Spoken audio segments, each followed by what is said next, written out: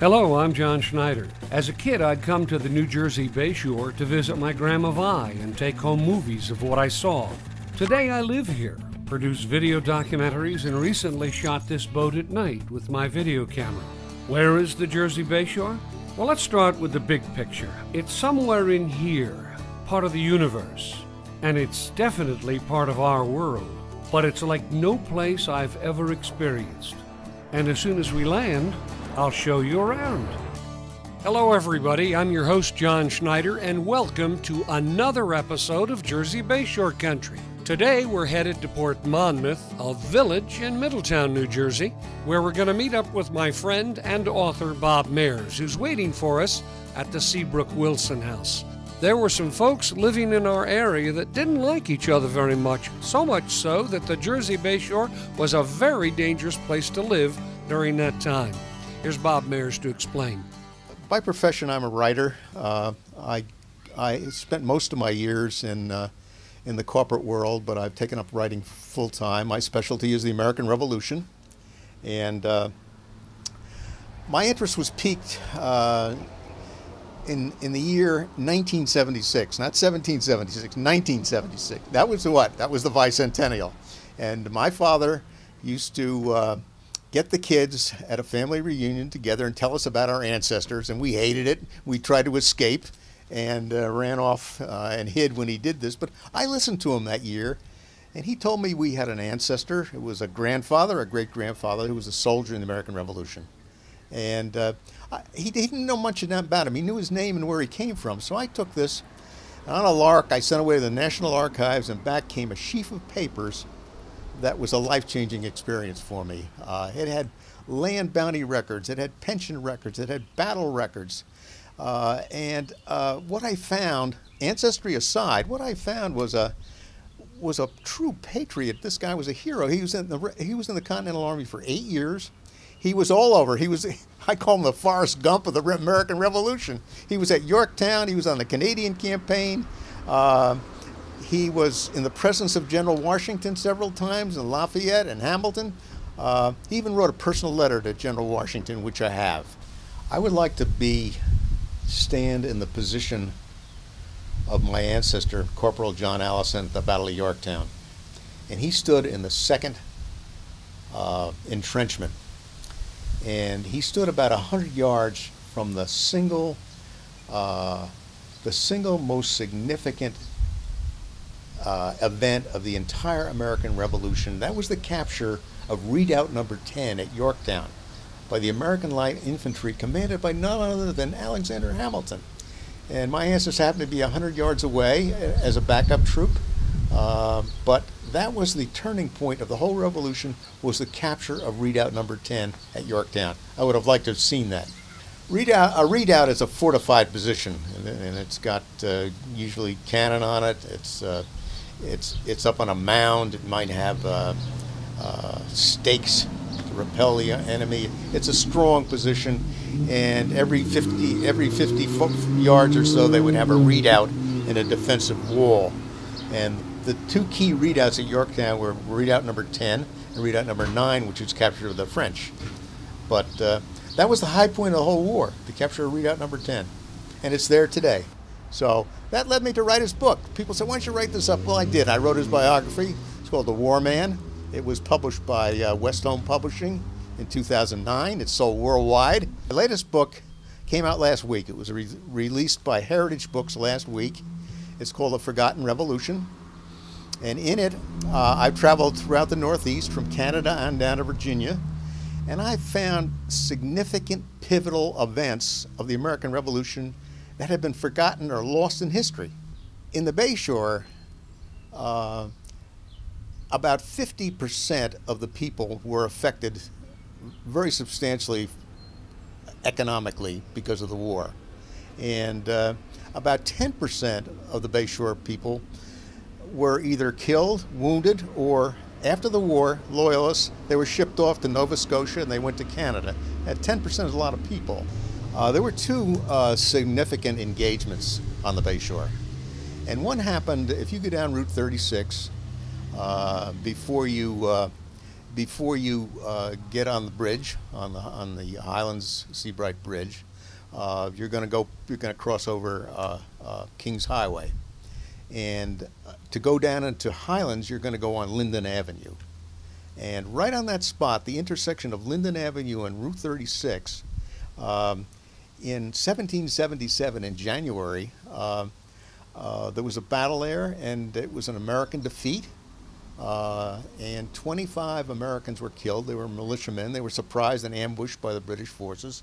And 77 were taken prisoners. So that was a pretty significant battle. The other battle took place when Washington sent in Continental troops, because most of the soldiers here were from the militia, citizen soldiers. And he said, I want you to get that lighthouse. Get that lighthouse. I don't care what you do. So an officer, a Boston Continental Army officer by the name of Colonel Tupper, went over and took his cannons with him and fired on the lighthouse and fired and fired and fired for several hours, but he couldn't penetrate him. His cannons weren't big enough. They were too light to do anything, and he finally withdrew. So that was the other significant skirmish. And the Battle of Monmouth is significant. It was the first time that the untrained, undisciplined farm boys of the Continental Army stood toe-to-toe with the British Grenadiers and some of the finest troops in the world. They stood toe-to-toe, faced them down, and stood them off. That was the Battle of Monmouth. The best strategic thinker was General Washington himself, and the strategy on the battlefield was very simple. It was called linear tactics, and it was developed in Europe to fight on open fields.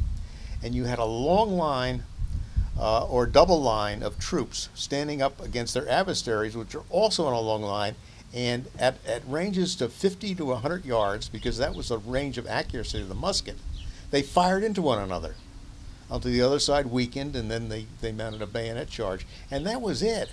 This is a Revolutionary War flintlock pistol. And look at the bore on that. These were accurate. These were very inaccurate. They were accurate to about 10 feet. And they were mostly carried as a sidearm by the cavalry on horses who preloaded them. And if you went up and attacked a guy on a horse, he would pull one of those out, shoot it. And by the time he loaded it, it took probably a minute. The game would have been over. And so you hear the term lock, stock, and barrel. It's a flintlock gun. Here's the stock, here's the lock, and here's the barrel. That's the whole thing, the lock, stock, and barrel. So very inaccurate, not used a lot. The basic weapon of the Revolutionary was the musket, the smoothbore musket, the British equivalent of the Brown Bess. And we used French weapons, called the Charleville musket. Well, these were principally made by the French. This happens to be a German weapon. I don't know how it got in the war, but there weren't gun makers, and there weren't. America going into the war had no manufacturing base. We got all our manufactured stuff from Great Britain, so we really didn't have any foundries.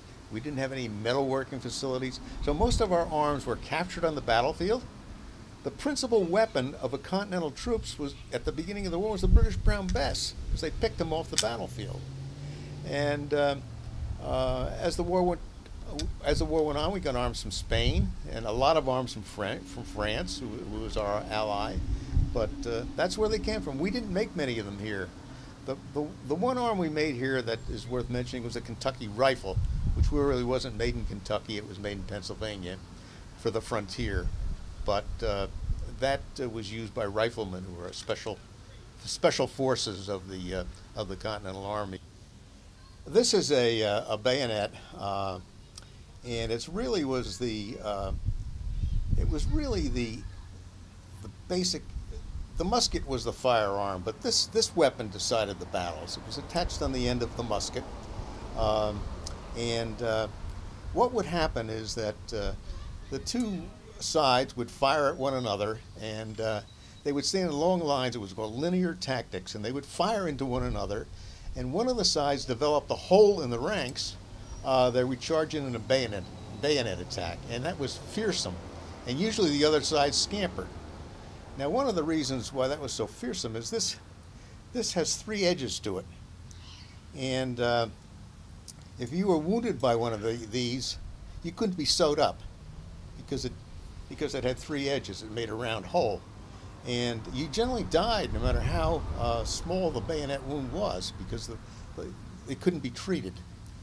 So these were made illegal worldwide maybe 100 years later by the Geneva Convention. They restricted the use of the three-sided bayonets. But early in the war, the British knew how to use bayonets. The Americans did not. In fact, they didn't even have bayonets. So all of them, in the early battles of the war, the British used to fix their bayonets and charge the Americans, and the Americans used to scatter, and that would be the end of the battle. And that happened in 1775, 1776, until Baron von Steuben in Valley Forge trained the American troops to use this weapon. During the whole war, I'll give you a number, during the whole war, militia and Continental troops, there probably were 250,000 American men involved in the 8 years of the war in either one of those forces. And that's a big slug of the population. That's like 15, I think it figures out to like 15% of the entire population were soldiers. Now, if you were in the militia, you had to report to duty and training, and you get called up when needed. But after that, you went home. You went back to your farm. David Foreman was the commander of the Monmouth County Militia, and he commanded them, and so was Huddy later. They were both commanders of the militia. But when I look at our patriotic leaders, they were kind of sullied people. Now, Foreman commanded the militia, but you know what he did? He had soldiers working at his salt works down in Tom's River, free labor.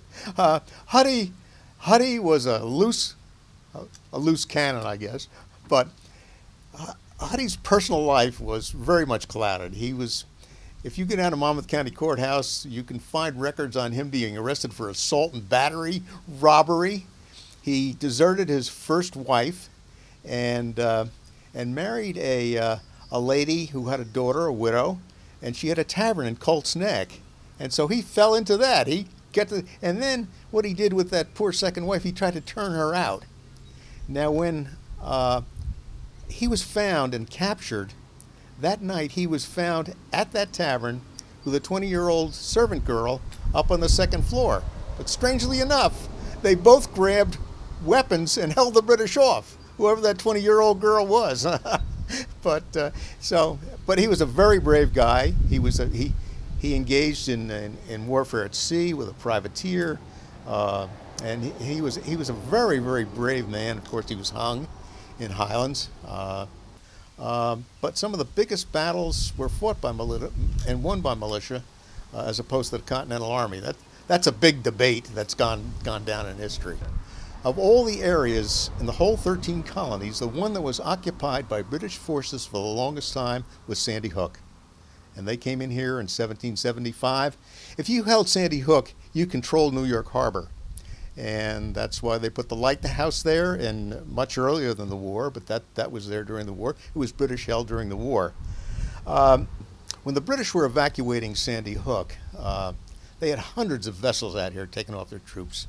They took off 16,000 troops off the Hook after the Battle of Monmouth. And they escaped, and they got over to New York, where they stayed for the rest of the war. But 5 days later, the whole French fleet appeared. They missed them by 5 days. And if they could have gotten in here a little earlier, they could have disrupted the whole evacuation from Sandy Hook to New York City, and that could have very well been the end of the war. The other thing about this area, it was very violence prone. And the war here was not the classic American Revolutionary War that you think of. The Brits standing up against the Patriots and firing. This was a local war. This was amongst the people on the Bayshore. This was a very diverse place. First of all, 20% of the population of Middletown was African American. And this was not a plantation slave economy. You had farms, And they may have had up to about 6 indentured people, but half of those people, a quarter of those people were free men, the others were slaves. And they played a very prominent part in the American Revolution. Howbeit, on the British side, which we can go into in more detail. But aside from that, the people that were here originally, most people think about the Bayshore, they have a misconception that the original settlers here were mostly Dutch. They were not. There was a few sprinkling of Dutch farms around here. But the Dutch were over in New Amsterdam and New York until 1667, when the British threw them out. And this area was way out and sparsely settled, and nobody really much came over here until the British took over, and British settlers kept coming in here. So the original inhabitants of the Bayshore during and before the American Revolution were really English families with names like Hartshorn and Rogers and Taylor, and even the folks that had this house where we're sitting now. But that was some of the things. Now, this area here was heavily loyalist. Now, why was that? That's strange, because these people were Americans. They were probably third-generation Americans. Their ancestors had left Great Britain maybe over 100 years before the Revolutionary War. So why were they so loyal to King George? Why were they interested in the British? Why were some of them even join the British Army and form militia regiments to fight Americans? Why was that? Well, the reason was economic. This area along here was the breadbasket for New York City. And New York City got all its food, all its raw material, lumber came from the Bayshore. So people here stood to profit very much by supplying the British, which held New York City for the entire war. And they had done that for years before. So this was really the supply house for the British forces. And the people favored the British during the American Revolution. They did not want to join the movement for independence. They wanted to preserve their businesses, understandably. So this was a heavy loyalist population in this area. And they say that the Bayshore, like most of Monmouth County, the population mix ran like this. If you were an avid patriot and you joined the militia and you fought the British, you were about 20% of the population. And if you were an avid loyalist, you were about another 20%. But there was this huge segment in between that went with the tide. If the British occupied this area, they were British sympathizers. If the Patriots moved in, they changed. And what dictated their political leanings were economics, survival. And you can't blame them for that. There were people that made great economic sacrifices to be patriots. All the loyalists, of which there were a great many in the American population, they were all spies for the British. They all ratted on the Americans at every chance they had. So there was a lot of spying going on. And in the Bayshore, about 50% of the people were affected very substantially economically because of the war. Let me tell you about a very interesting guy not too many people know about. He was an African American, and he was an escaped slave from Shrewsbury. And he gathered around him, and he was pro-British. He gathered around him a very large number of black Americans, plus some white loyalists, and they settled over on Sandy Hook, and they had a town over there. It was a refugee town, and it had up to maybe 100 people. It was right at a few hundred yards from the lighthouse. He conducted raids against the Patriots in the Bayshore area and all the way inland. He penetrated inland to Tinton Falls with his raiders.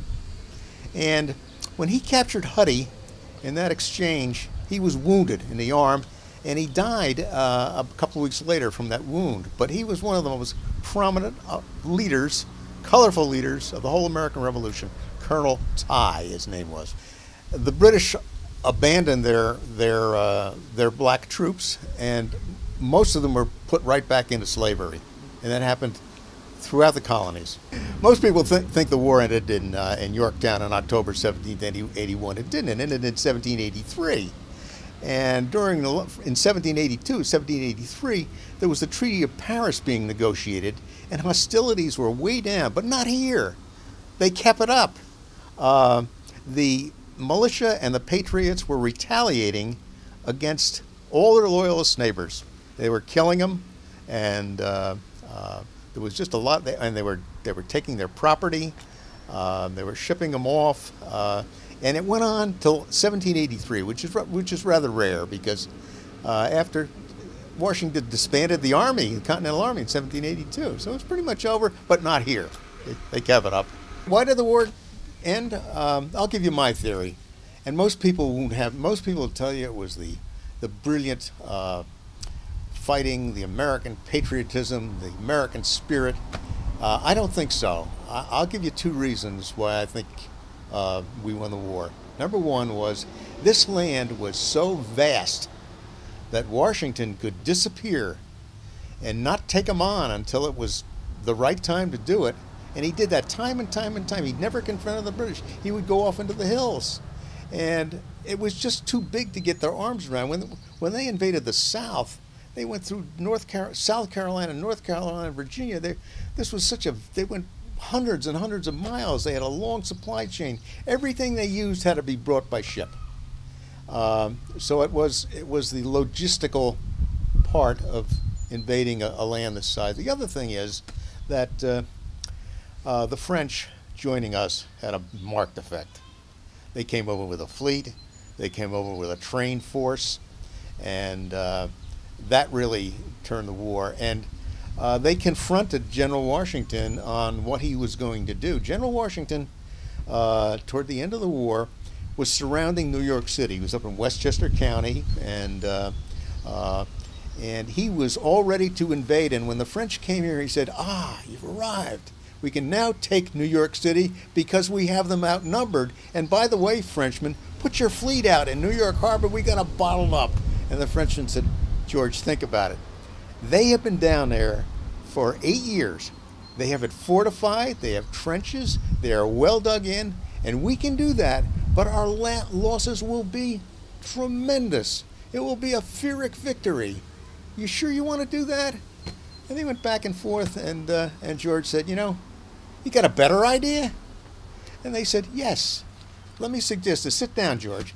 You got Lord Cornwallis is down on a peninsula in Virginia with half the British Army. Yeah, but that's 500 miles away. They said, we could bottle him up on the peninsula in a place called Yorktown and effectively end the war. And he said, that's preposterous.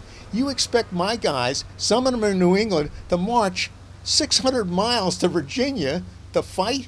They'll never make it in time. The British could be gone by the time we get there. We'll never make it. There's a million reasons. Will your fleet be there? They want to go back to the West Indies. The fleet won't be there. Well, it all came together, and we did march 500 miles, and we did win the Battle of Yorktown, and that was tilted.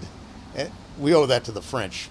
After the war was over and the Treaty of Paris was signed, most of the Tories were led out of town, women and children at the point of bayonets, and many of them went north, and they were accepted into Canada and given land grants in Canada, and a large number of them went to Nova Scotia.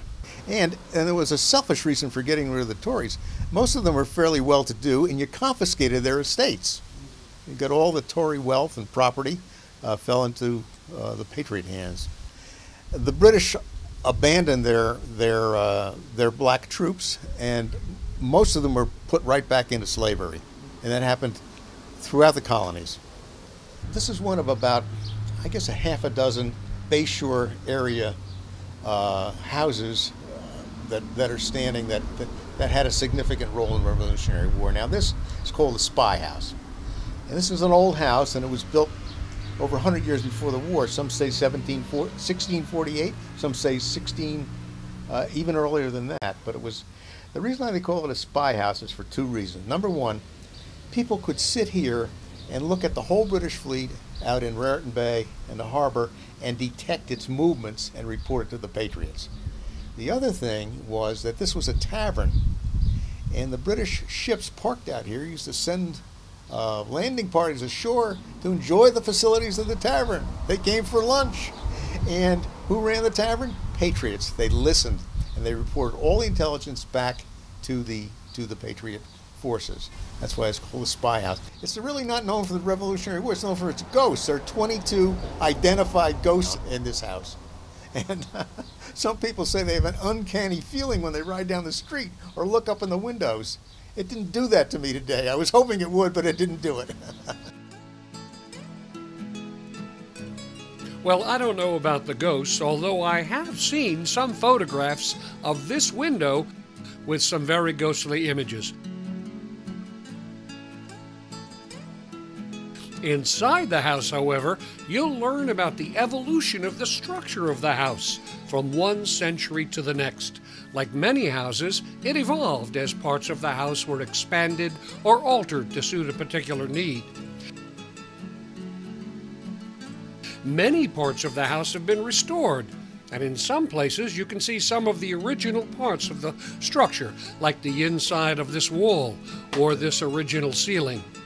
But what I found fascinating were the exhibits on the life and environment of the Raritan Bay, and there are also lots of brochures of other places to visit in the Jersey Bayshore, and some really nice exhibits on horseshoe crabs and other life forms that inhabit our area. Quite frankly, I was surprised at the variety of species that we have here. Well, that's our program for this week. As always, come back again next week for a brand new episode of Jersey Bayshore Country. I'm John Schneider. So long, everybody.